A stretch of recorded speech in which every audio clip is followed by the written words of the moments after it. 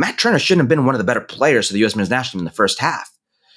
This could have been a game where all of a sudden you're up 1-0 in the fourth minute and you're down 2-1 halftime. It should never be that way. Better teams will make you pay for that, will punish you. Uzbekistan did not punish you. You play against a better team in a competition like Copa America, you will get punished.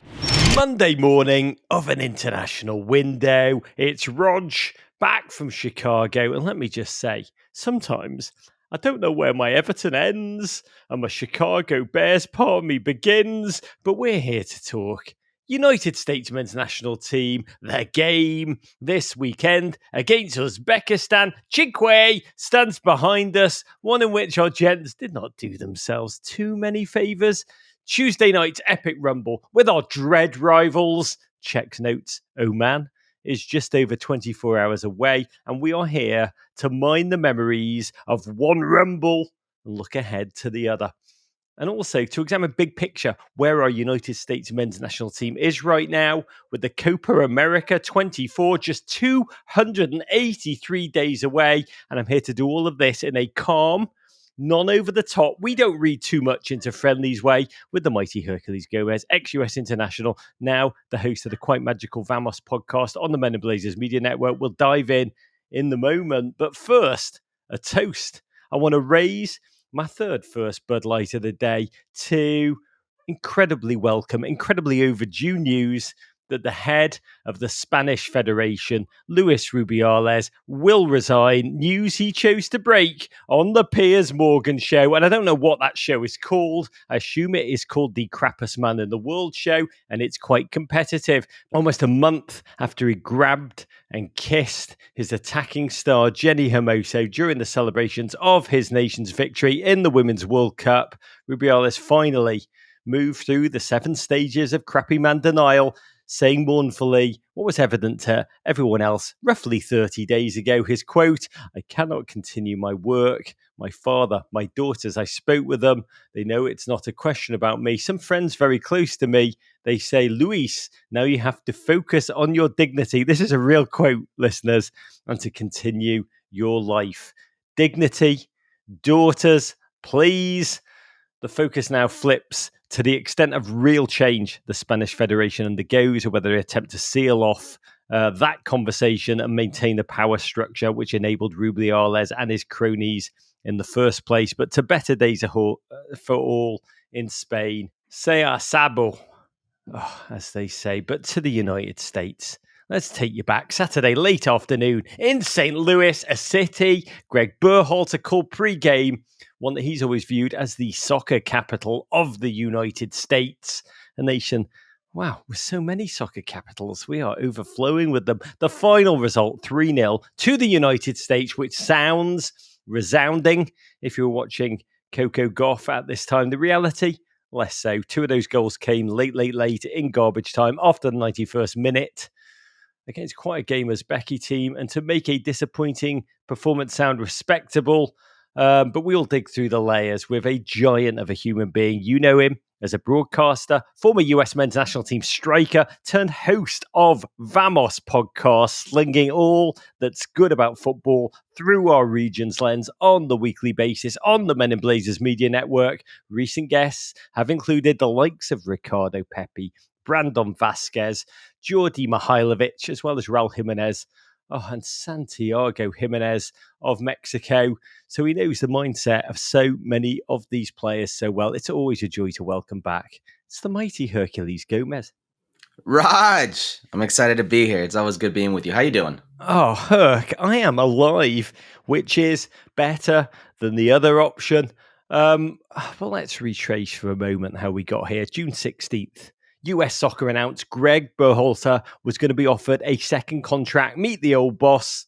Same as the old boss. Gregg didn't return immediately. Had to step in at the weekend into those big, warm, cozy shoes of quite successful interim BJ Callahan. This game, actually Gregg's first since that damp squib of a World Cup round of 16 defeat against the Netherlands back in December. His contract expired. There was the darkness of the Reina incident, the subsequent internal investigation by US Soccer, and the connected US Soccer global search for a new coach, which led to Gregg 2 electric boogaloo. And to many US soccer fans, let's just say, not since Tom Wamsgams has a bloke's return to power been more of a wow. By the way, I do wonder what BJ must have been feeling through this game. Must have had real Newcastle #2 Jason Tyndall vibes. Got to say, Uzbekistan and Oman, tough window for matchmaking friendlies with Euro qualifying in Europe, South American World Cup qualifying. So these two opponents, Oman, 73rd in the FIFA rankings. I think Uzbekistan is 74th. But here's the positive spin. In Asia, Oman is 8th. Uzbekistan is 10th. These are the kind of teams in an expanded World Cup, which 2026 is. These could be the worst in the group stage kind of opponent. So it is worth practicing against them. And really, Gregg will have been yearning for a dominant statement win to announce his return. This is the most talented era of players we've ever had to draw upon. Every starter employed by a European first division top tier club. These players we know enjoy being together so bloody much. That is evident, abundantly clear. We wanted to see that shine through on the field. Weston McKennie, trial balloon US Soccer's new mission statement before kickoff. We set out on a mission 4 years ago to change the way the world views American soccer. Now our motto is to change soccer in America forever. And Herc, these are lofty goals. And it is a coaching strategy, a real move to give a squad a goal. Circle the wagons if you're Mourinho. Play perfect football if you're Pep. Drink a whole pint of white wine at half time if you're Sam Allardyce. The mission to change the way the world views American soccer, the changing soccer forever in America. You've been a player on the inside of the locker room. Do these catchphrases, do they do anything for you? Catchphrases, cliches. I've kind of seen them all in U.S. soccer. I remember Jurgen Klinsmann brought out a guy who ripped a phone book in front of us. Oh, that was good. That made me feel alive. Raj, I don't remember what it was supposed to teach us. Were you there? Yes, of course I was there. So hang on a minute. So for those who don't remember, Jurgen Klinsmann, now the career manager, was once the US manager going into 2014, and in a viral video, viral for possibly not the reasons he intended, he brought in some kind of it was like some strongest man motivator, like conference motivator. And It was just in front of the whole squad. He ripped a yellow page with his own hands. It was slightly terrifying in a roidy kind of way, but you were there. Describe, scene set. And did you just want to go out and blast a hat trick immediately and rip your shirt off in the meantime? I feel like I just dated myself, by the way. Like most people out there listening, what's a phone book? So they have no idea what a phone book is. What's a phone number? What's a phone number? It's the phone book is this like almost six inch thick yellow page book that just had like a list of phone numbers in it, businesses, individual phone numbers, et cetera, and they're extremely thick. Like trying to rip a phone book is almost impossible. This guy, I don't know what the plan was, but he was a motivational speaker and he ended up ripping a phone book. I thought it was kind of funny. Hang on, how was it even introduced? Was he like, guys, we're going to play in this formation. Guys, here's the button. And now this roidy man is going to rip a phone book into. I just rolled with the punches because Jurgen was eccentric and he did a lot of good things. But along with those a lot of good things, there's some very strange things that we would do, like meeting the head of Facebook, like meeting, Instagram people, medical people that would cater. What was that like? Individual did that make you want to go out onto the field and just destroy the Winklevoss twins? You know what? It's strange, but I was kind of used to it because in Mexico, they would hire. When I played in Mexico, I played many years in Mexico. They would hire top comedians in the country to come over and entertain us a day before the game, or they'd motivational speaker like Ricardo Lopez, El Finito Lopez, who was a champion world boxer, undefeated, and he'd come and tell us his life story. I had actually two clubs who hired El Finito Lopez. So it was almost like par for the course, but I do remember this. So these cliches, I've been around US soccer for a lot. Listen, my World Cup was 2010. I'm old enough to remember when they told us that was Project 210, the World Cup we were supposed to win. That didn't happen. Okay. So this changed the way, they view American soccer. That also didn't happen because Raj, they're saying the same things about this U.S. men's national team in this last World Cup that they've always said about previous World Cup teams. They're fast, athletic, they're spirited, they're difficult to play against. That's not changed. When's the last time you heard somebody say, Wow, look at the way they play out of the back. Wow, look at the vision on this team. Wow, the technical ability. Look how lethal they are. The style of play. When is the last time you've heard these things? Now, I'm not criticizing the U.S. men's national team here because I think you play to your strengths, especially in a tournament setting. Morocco showed us all that you don't have to be, Spain at 2010 era to be effective. But by no ways do I think we're viewed any different now. Changing American soccer forever, that could be a possibility because 1994 till this date is the most important day in the history of the U.S. men's national team program and continues to be. It set forth the era for a domestic league.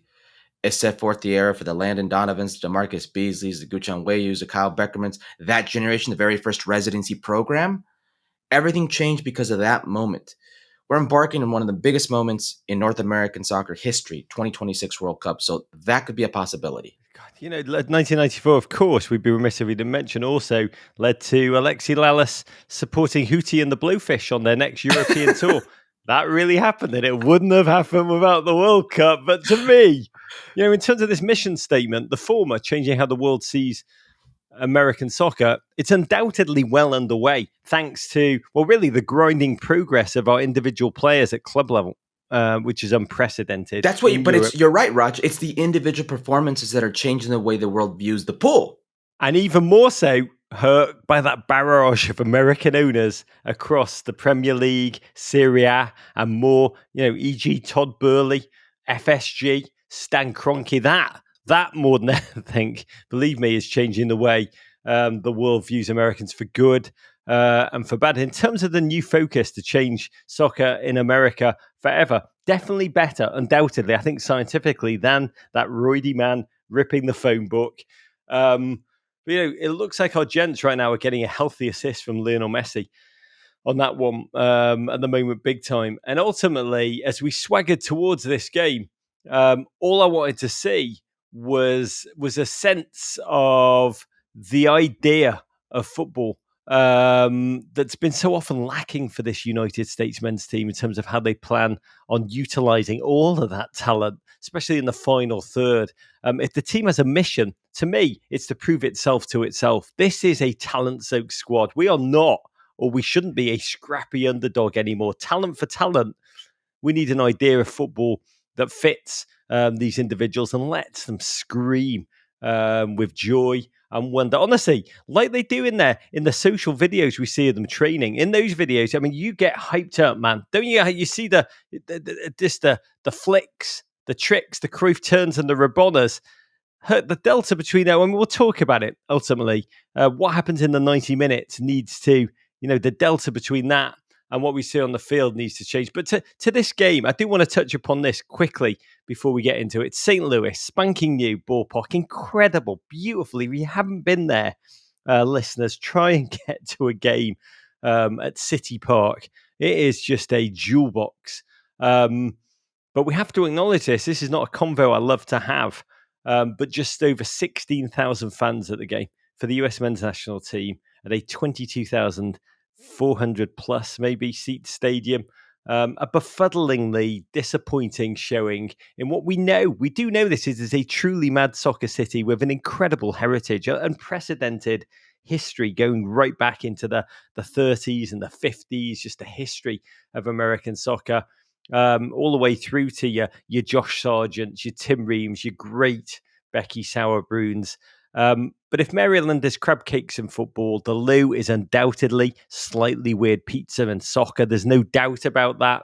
But a lot of chatter online about high ticket prices contributing to the empty seats. Herc, you talked in Vamos in a really eye-opening piece. You talked about how it's impossible seemingly to price El Tri fans out of games, most of which are played here in the United States, like Saturday's 2-2 draw with Australia, 52,787 fans there at the Dallas Cowboys home stadium. What is the difference between Mexico and the demand for US men's national team tickets right now? Oh, I would say the prices are even higher for Mexico national team games within the United States, but you can't price those fans out. Very rarely do they not show out for For their team, that fan base will spend enormous amounts of money, and in football stadiums, not soccer specific stadiums. Now, I mentioned in Vamos how it would be incredibly ignorant to deny St. Louis's soccer history. Nobody's denying their history, but to say that there's a soccer capital here in the United States is just as ignorant. I mean, the U.S. headquarters are in Chicago. The coaches have to live in Chicago, by the way, all of them. There's no national stadium, Raj. Okay, so every game it keeps on moving. There's a carousel. It's not like you're going to play in the Azteca like Mexico does all the time in a World Cup qualifier. There's no national training center. Okay, so there's no one set place that you say this is the national training center. It's not in St. Louis. Both World Cup finals that were played here, the men's side in '94 and the women '99, they were played in Los Angeles, California. Look at the long list of coaches that have come out the New York, New Jersey area. The last one, and probably the only one out of the last 7 I could think of, is Jurgen Klinsmann. I mean, at least on the men's side, the two top players on the men's side, one's from Texas, Nacogdoches, Texas, and the other one's from Redlands, California. And then you talk about the domestic league that they set here, both men's and women's. Never once did they say, let's put a team in St. Louis. The original teams, not one was in St. Louis, the soccer capital. And I just mentioned a lot of the men's side. We're still ignoring the rich history in U.S. soccer on the women's side. So while I can empathize with what St. Louis has done for U.S. soccer, to say that there's a soccer capital in the U.S.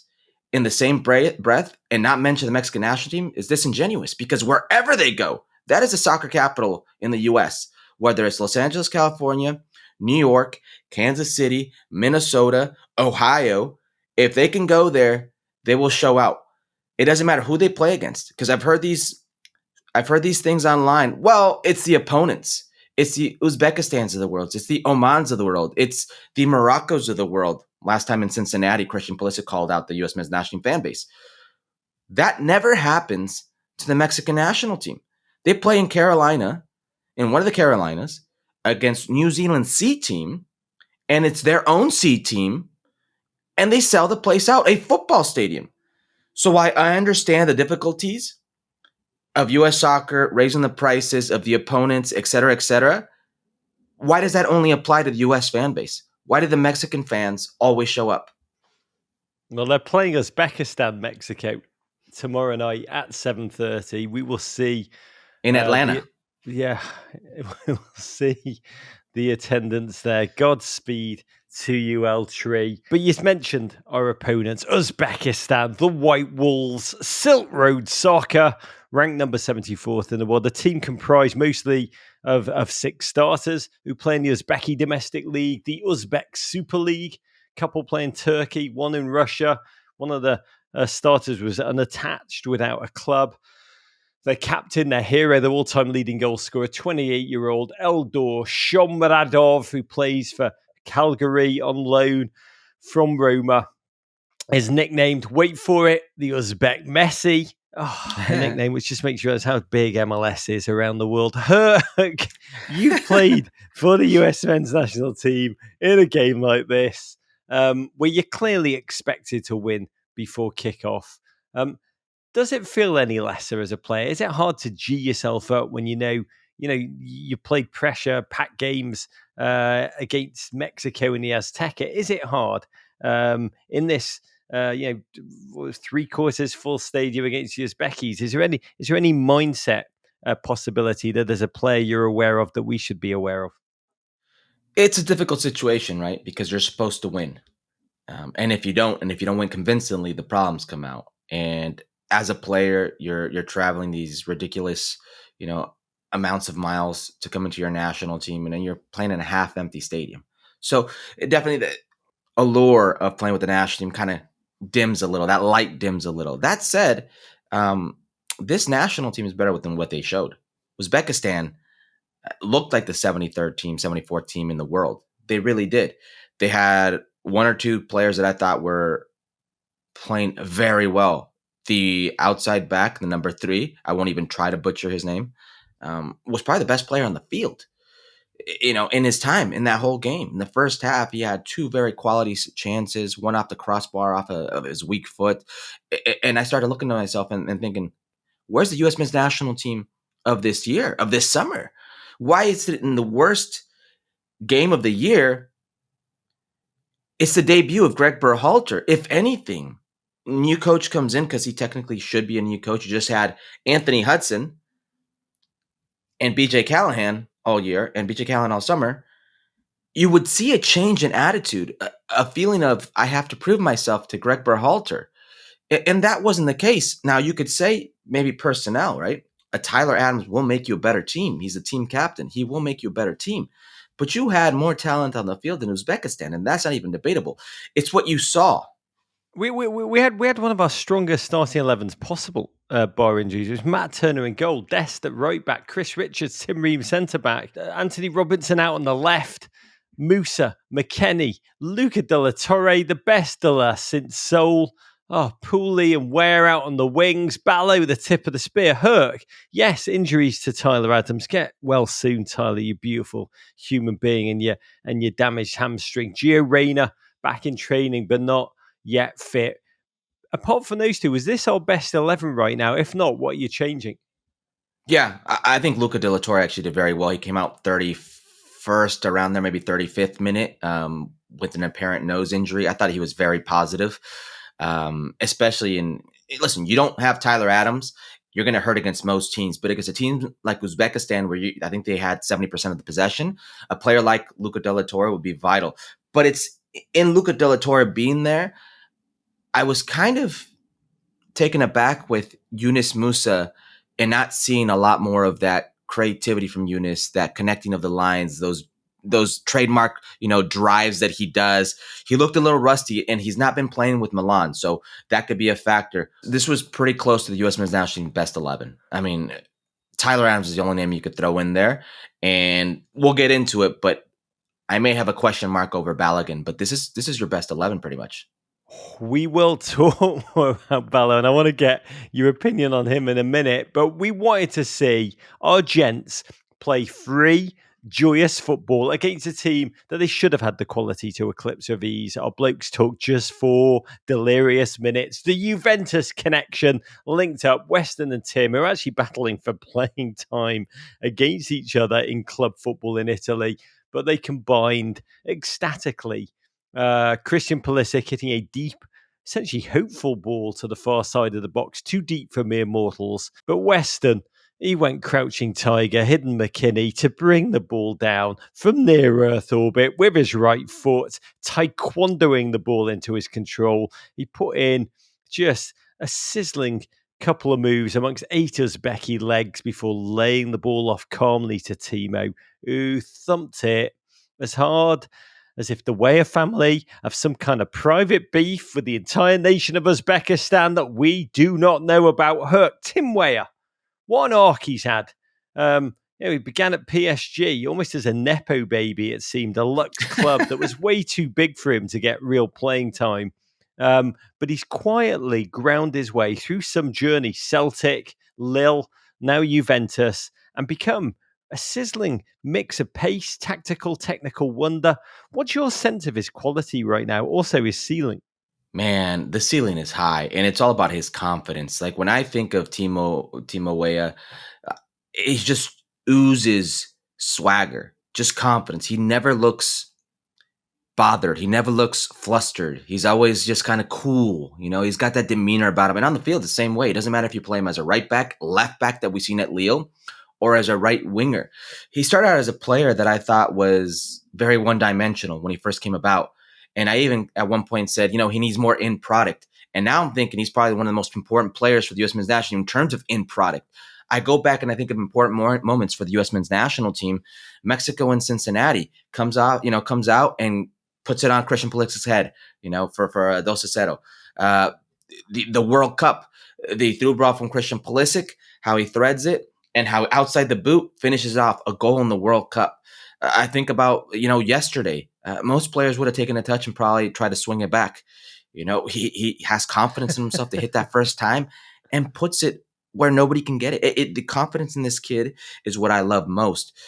And the ceiling is there. Look, Juventus is a massive club. Juan Cuadrado was a very important player for him.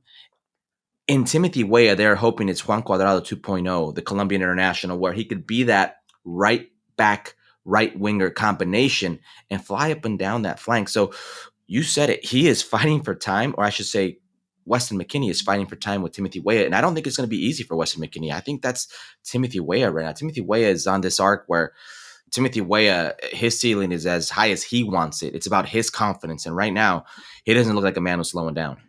In this moment, the cameras cut to a couple of US fans in the crowd. They were high-fiving, and we all felt a sense of the show that was about to kick off. We were going to see some razzle-dazzle verve. We were going to see some statement-making.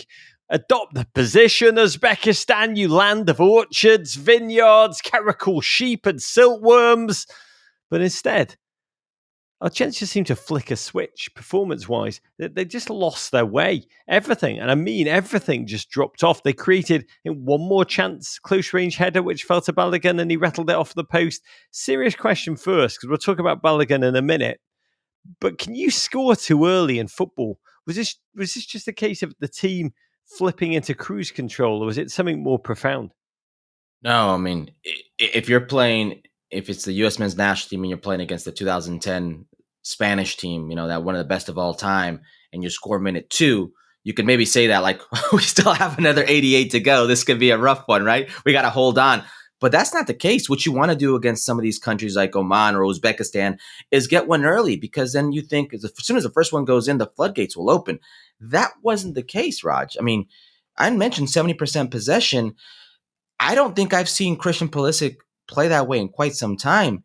He looked a bit frustrated at one point in the first half, moving from the left-hand side to the right-hand side, switching with Timothy Weah, trying to get anything where he can operate in. It's a team that lacked ideas in the final third.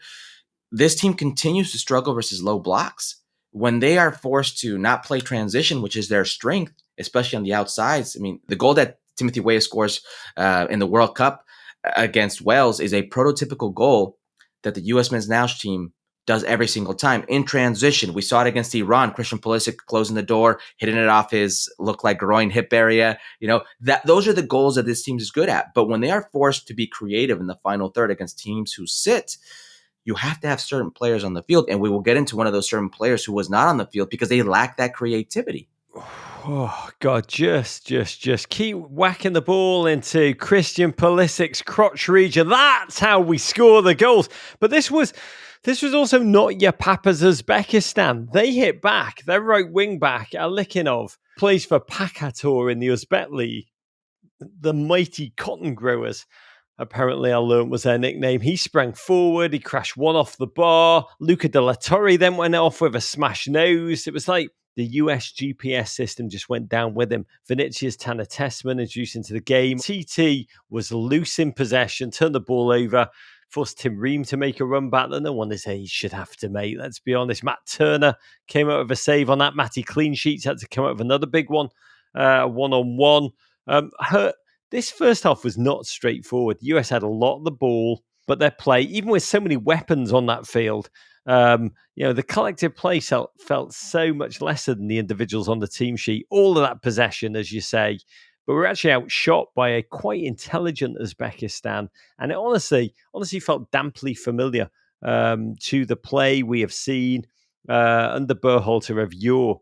At times, that sterile possession, the challenges with chance creation, or even the idea of chance creation here. And it was remarkable to witness because we had so many bloody playmakers on the field, informed playmakers too. Pulisic's been searing Right. for AC Milan. Weston, so much to prove, that gentleman right now. But the playmaking, the creation, the thinking, the shared idea of how they were going to score, it seemed to be lacking. Yeah, I think Tim Ream said it best as well. He was like, I'm paraphrasing, but he was talking about they're too slow, not aggressive enough. He was talking about players trying to pull other players out of position, the opposition out of position, trying to get the opposition to jump. And if they don't jump, we need to do better and make better decisions to not put each other in compromising positions. That told me everything, right? So what you want to do is you want to stretch out the opponent so you have room to play your fast transition style. But if they don't bite and they come and pressure you, you can't give the ball up where all of a sudden your defenders, Tim Ream, you just mentioned his age, 36 years of age, is in a high line and left in a 1v1 position. No center back wants to be in a 1v1 position, especially somebody who that's not their strength. Matt Turner shouldn't have been one of the better players for the U.S. men's national team in the first half. This could have been a game where all of a sudden you're up 1-0 in the fourth minute and you're down 2-1 halftime. It should never be that way. Better teams will make you pay for that, will punish you. Uzbekistan did not punish you. You play against a better team in a competition like Copa America, you will get punished. God, Flo Balogun, time to talk about our coveted striker who now rides with us, recently arrived at Monaco from Arsenal. So was always just going to get 45 minutes as he plays himself towards match fitness. Spent a lot the half dropping deeper and deeper. At times cut a frustrated figure, starved of service, tried to get on the ball, tried to influence matters. But can we get a non-knee-jerk reaction to his game?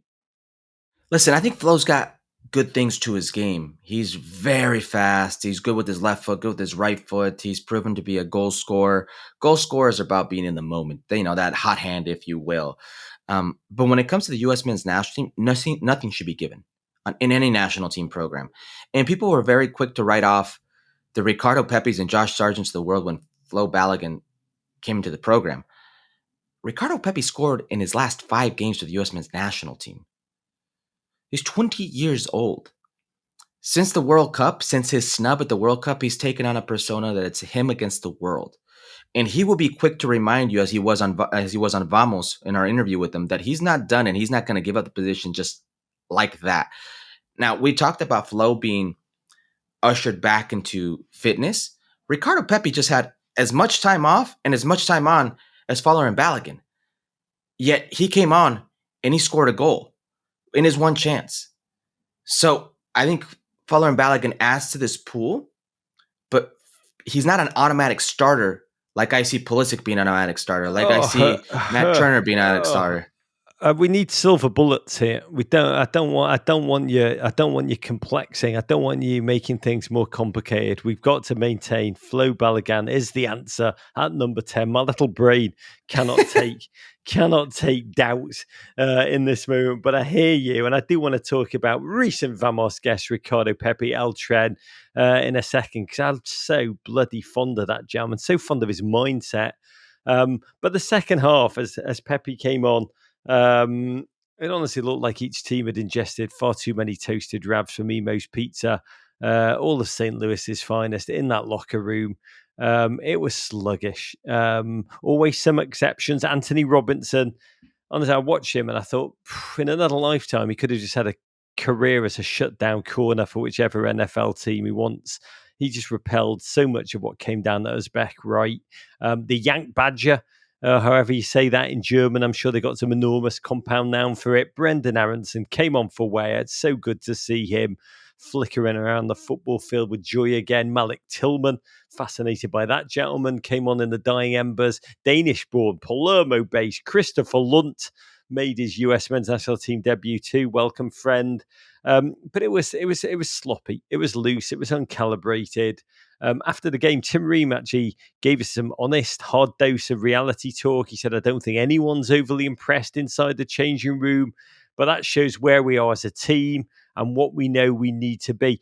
Was this second half where they are as a team, style, substance-wise? No, I don't believe so. No, they're going to be these type of games, Raj, and we've seen them throughout the history of the U.S. men's national team cycles where, for whatever reason, they play down to the level of an opponent. They're not the first team, and they won't be the last team in footballing history. That happens. They're a much better team than they showed, and I think that's where the frustration lays in. A lot of that could be personnel. When you have teams that sit like that, you need more creative players. Now, you saw it. Malik Tillman comes in, 81st minute, I believe. He automatically draws a penalty kick. Just different players that unlock different types of defenses. And Brendan Aronson, for as much as he's gotten this year about not being at his best, again, an assist, a Ricardo Pepe assist. He was running at players. He was trying to create things. He was breaking lines. So you see a difference in sometimes mentality when there are certain players on the field. Yeah, Greg actually had quite a cheeky quote post-game when asked for positives. He said, I really liked the mindset in the last 10 minutes of the game. neglecting to mention that poor Uzbekistan were down to 10 men due to injury for much of that and were truly, truly out of gas. And that's where the US made the scoreline look respectable.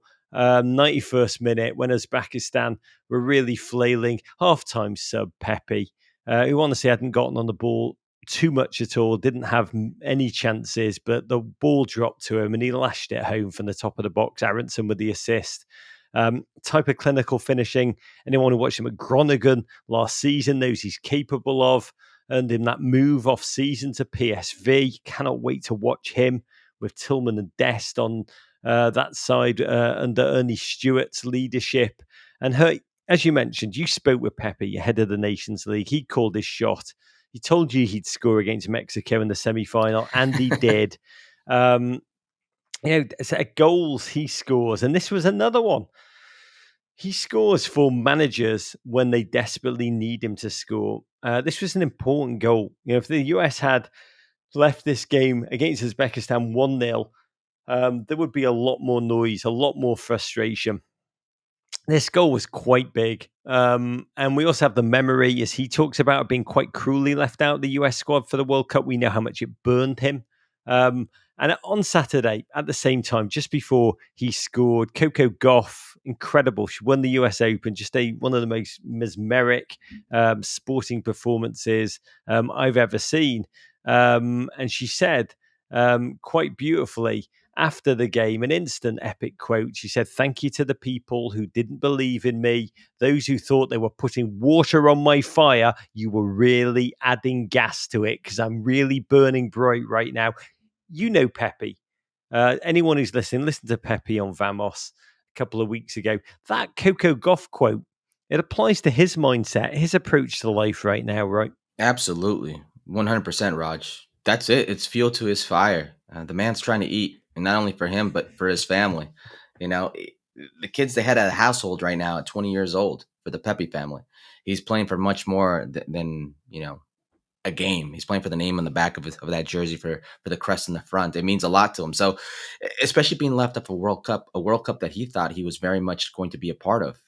People cannot forget the opening window for the U.S. men's national team, where a lot of the U.S. men's national team players famously went out and said, "We want a 9-point window." If not for Ricardo Pepi, that would have been a 1-point window, only a tie in Nashville versus Canada. He comes on versus Honduras, and he changes the way this team played, literally involved in all four of their goals. So we cannot forget his importance to this team and his importance for Gregg Berhalter. And I think Gregg Berhalter deep down knows that when he's needed that striker, Ricardo Pepi's been there and now continues to be there. And I mentioned Fowler and Balogun. We could wait for him to get fit and sharp, and that's good and ready, just like Pepe needs to get fit and sharp because he had the same amount of vacation time and the same type of preseason. But Pepe finished his. And at the end of the day, as a forward, all you have are your stats. All you have are your goals. So when they say this player is better at this and better at that, well, Ricardo Pepi can say, well, yeah, but who scored the last 5 games? Who's been there for you? And as a goal scorer, that's all you have to defend yourself with. I am big hashtag Team Pepe on this show. Pulisic added a third from the penalty spot, last kick of the ball virtually after Tillman was brought down on the edge of the box, 3-0. First of all, I do need to say this. Huge respect to Uzbekistan, huge respect to their fans too, to travel all that way for a friendly against a heavily favoured side. Put on a performance like this, they push forward. In moments, they look for goals, deserve a huge amount of love and respect. For the United States, respect for the clean sheet. But we talk about draws that feel like a win. This, honestly, if there's such a thing, felt like a 3-0 win that felt not like a loss, but it was, let's just say it was one of the most underwhelming 3-0 scorelines I've experienced in recent memory. First up, let me ask you this, Herc. Which United States player escaped this game with the most credit intact? Probably Matt Turner. And that's pretty damning to, the U.S. men's national team when you play Uzbekistan, that one guy who solidifies himself is the goalkeeper.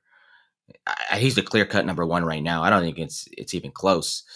And if we're not talking about Matt Turner, I liked what I saw from Luca De La Torre. I really did. He's as creative as they get. And if you're going to sit against some of these teams that will just bunker in, defend, not get stretched, and you need creativity.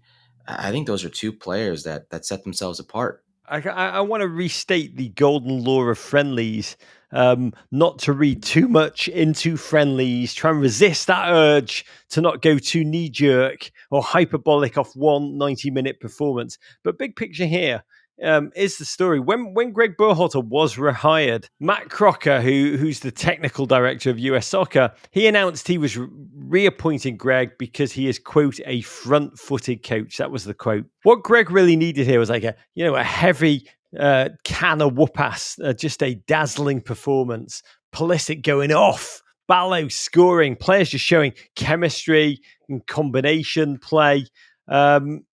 All those Cruyff turns, we use them up in practice. But Dr. Herc, what was wrong with us? How do you explain what we saw? And what realistically can we do to fix it? I'd like to chalk it down to a one-off, and these games happen. But unfortunately, we've seen this type of play from the U.S. men's national under Gregg Berhalter multiple times. We saw it at the World Cup. We saw it before the World Cup, in the lead-up in World Cup qualifying, some Gold Cup games, whether it was the A team or the C team, whatever the case may be. We've seen these type of performances. I really do think it's about getting the right players on the field. If the majority of teams you're going to play against are going to sit like this, you need to have players that are creative enough to open them up. And it's trusting those players. That could be the remedy. Now, we saw a little bit of this with BJ Callahan. We've not seen it too many times with Gregg Berhalter. We're going to talk about Gio Reyna in a bit, but if you can add an element like Gio Reyna into that midfield, that creative element to open these teams up, Christian Pulisic is a much better player. So is Timothy Weah. He's going to see a lot more room. Yunus Musa has room to operate as well. And whoever's at that 9 position, whether it's Fowler and Balogun, who can be lethal, or Ricardo Pepi, they're going to get their chances. Yeah, that's fascinating listening to Matt Turner in the immediate post game when he came on set on the Turner set. For Matt Turner meets Turner, they should make that a sponsored segment. But he gave a real insight. They asked him, "What did you see ahead of you from your POV?" And I loved his authenticity. He said, "You probably saw on camera a few times. I was pretty frustrated. We can't just stroll up to games and expect to win. If we really want to get where we want to go, we need to have better nights than we had tonight." I mean, was that just like a footballer filling space with words? Or was he saying it was almost a mental thing, the very way the United States prepared or took to the field? It's very much sounds like a mental thing. Very much sounds like they were overconfident in his assessment going into this game. I've been in games like Tanner Tessman did not have a good game. I've been in his situation, his position where a player goes down and you have to come on the field and you don't have a proper warm up. You don't, get involved in the game immediately. And when you do, it's the game's too fast. You're not up to the rhythm of the game, and you make a few mistakes, and then you just get in your own head, and it goes downhill from there. One after the other, it just snowballs into something else. He had one of those games.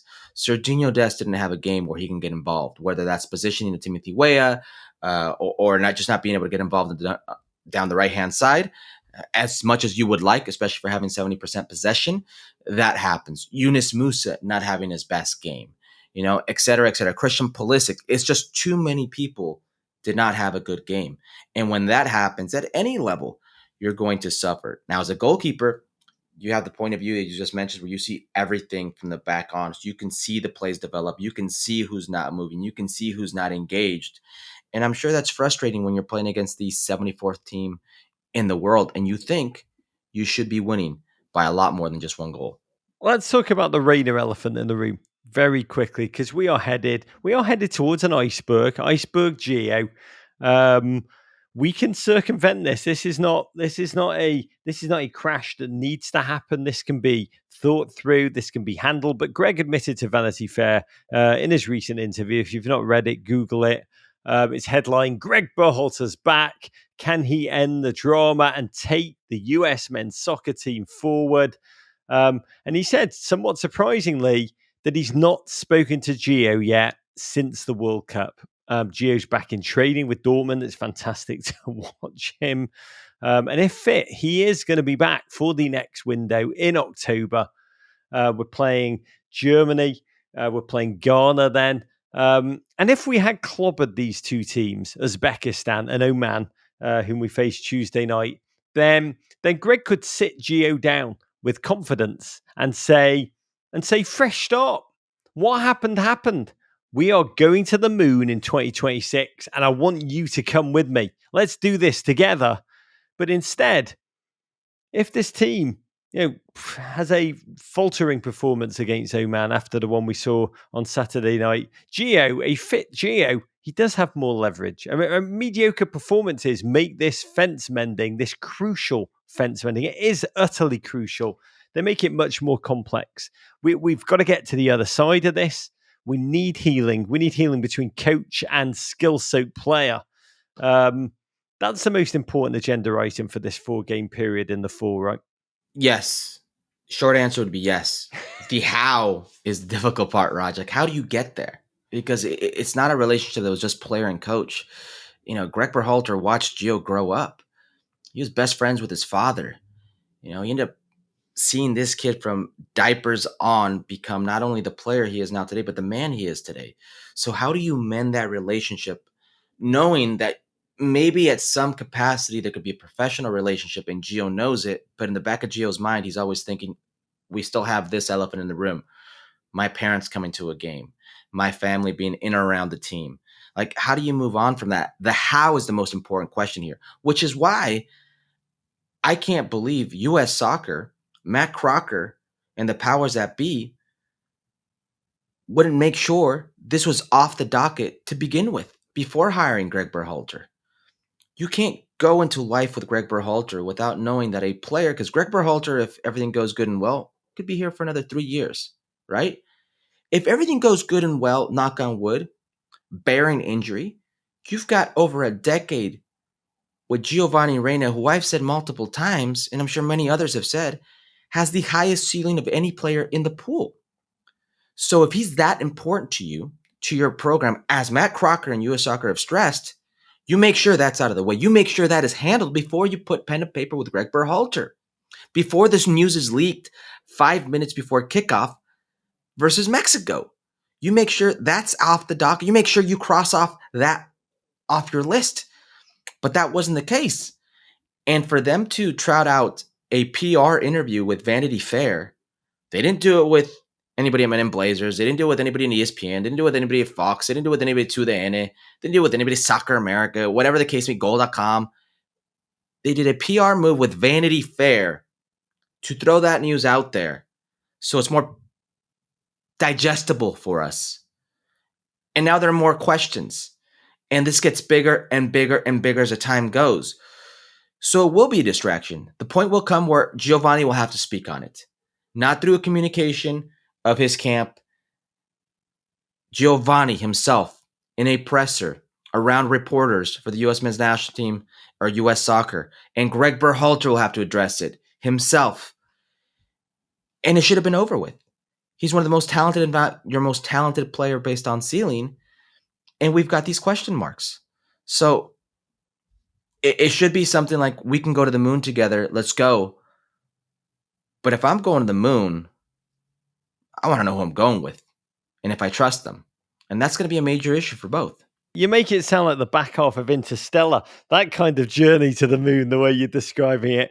But I will say, for the good, and I think everyone that adores this team and wishes an incredible future for USMNT's national team in this cycle, just wishes that both sides of this can come together before October. I would not be surprised to see a Gregg Berhalter trip to Germany, or a visible optic of healing before the October camp, something proactive and something I hope, despite the incredible anguish personally that both must be feeling, some way of healing so that we can all come together and bloody thrive. But football don't sleep. And Tuesday night, we face Oman, a Gulf state minnow.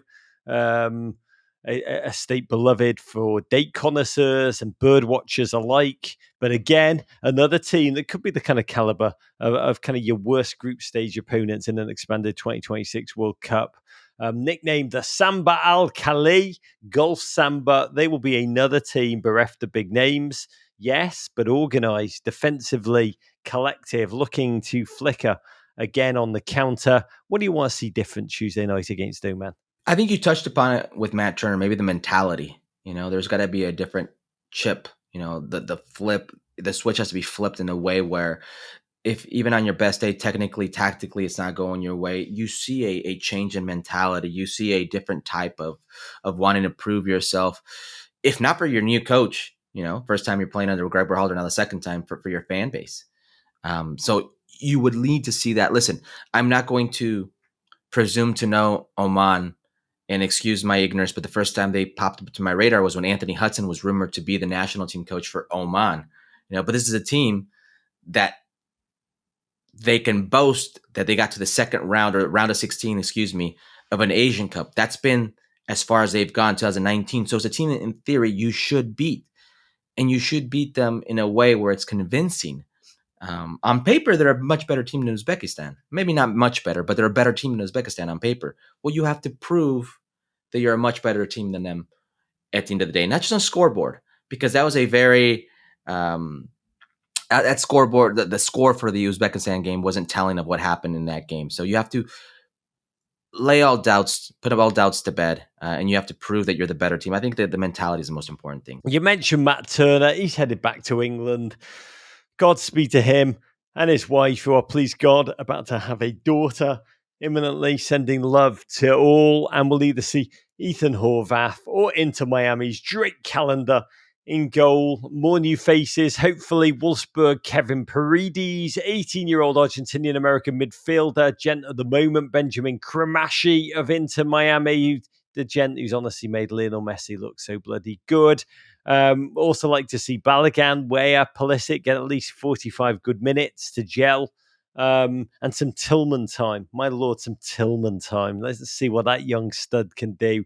That game again Tuesday, 8:30 p.m. Eastern time from that raucous stadium, Allianz Field in St. Paul, Minnesota. Why are they playing there right now? It's not even close to minus 20 degrees. Your bollocks off weather, Herc. You had a theory on that, didn't you? That's probably why Matt Turner didn't go to the game.